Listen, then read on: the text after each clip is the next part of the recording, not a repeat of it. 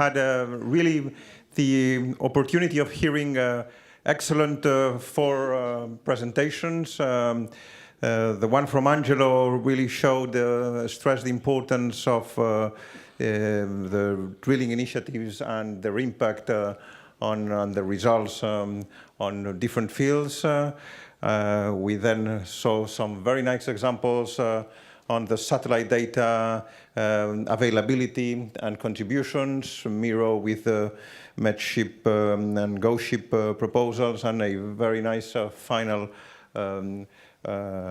summary from Mauric on the different European initiatives. And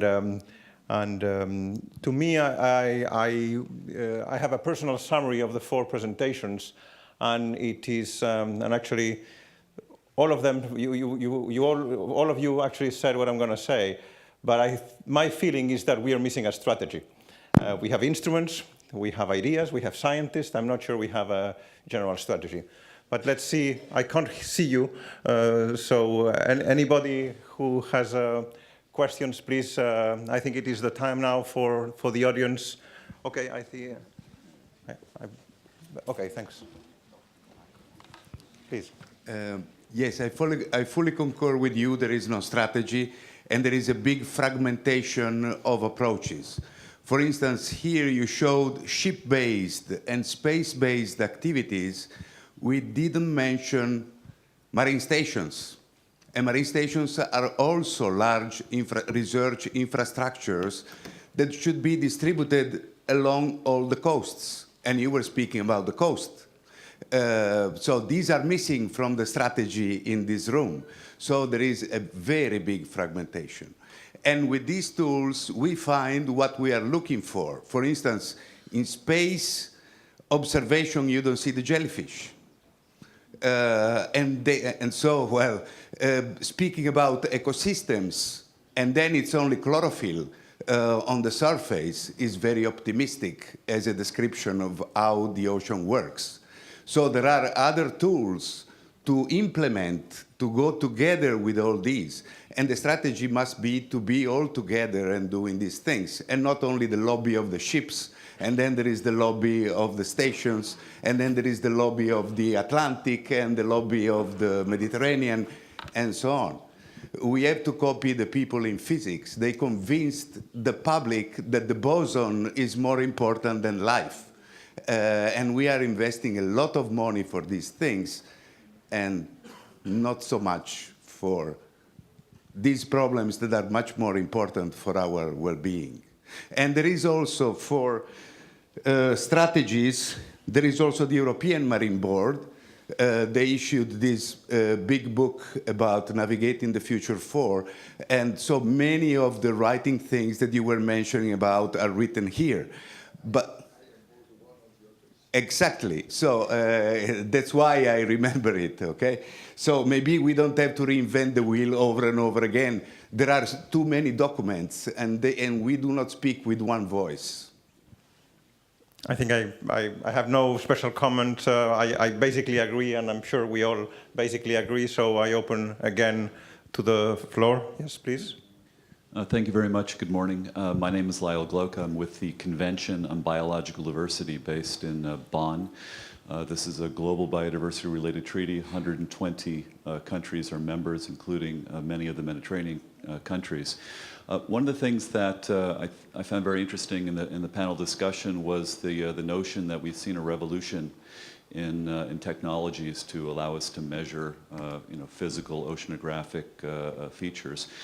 I think one of the things that we've realized within the Convention on Migratory Species is that there's also been a revolution in terms of how we can visualize where sea turtles, seabirds, marine mammals, fish are going. And I'm just wondering whether the panel has any comments on this. For instance, I don't know whether the European Space Agency has any initiatives in terms of helping scientists visualize where animals are moving to and from. And also, I would like to perhaps suggest to the scientists in the room that perhaps we should initiate here in the Mediterranean an initiative to start biologging and tracking the top predators in the Mediterranean, as has been done in the North Pacific Ocean. Thank you.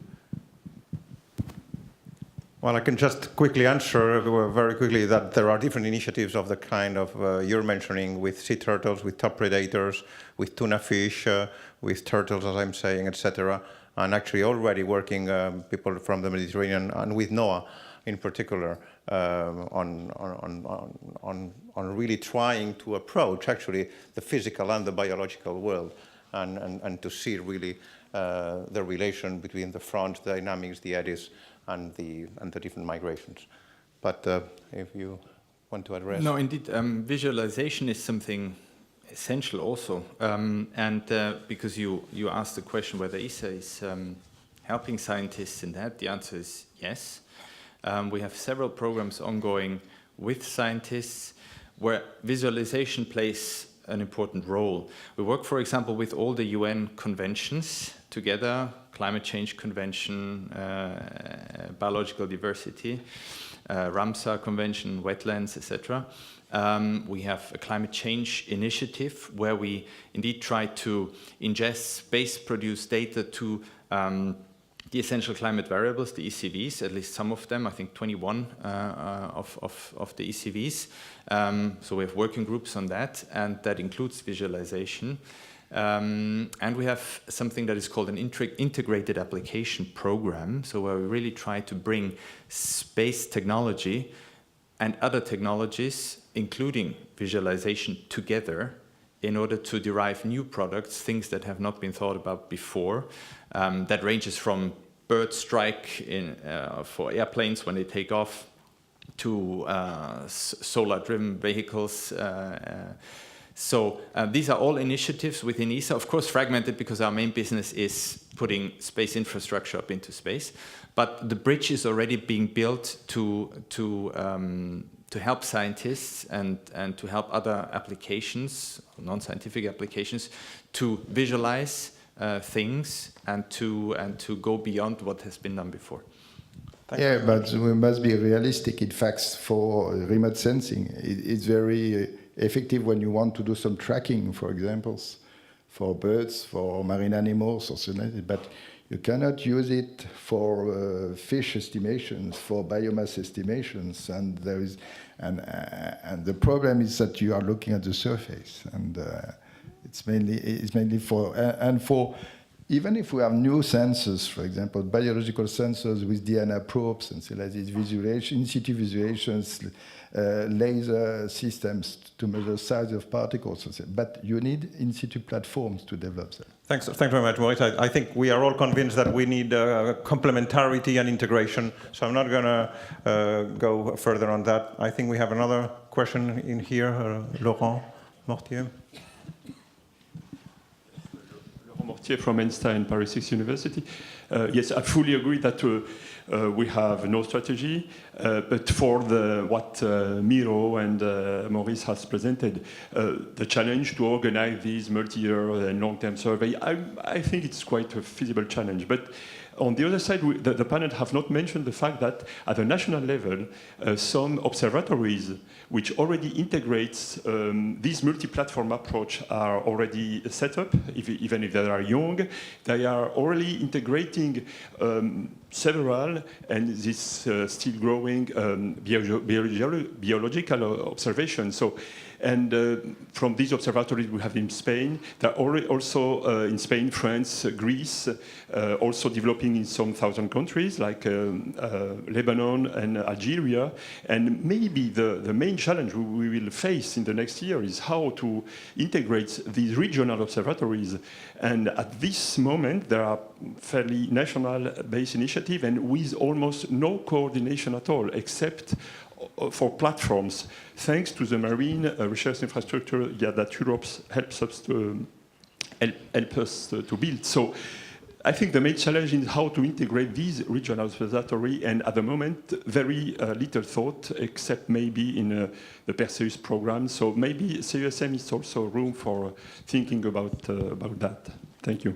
Thanks very much, Laurent. Just one second.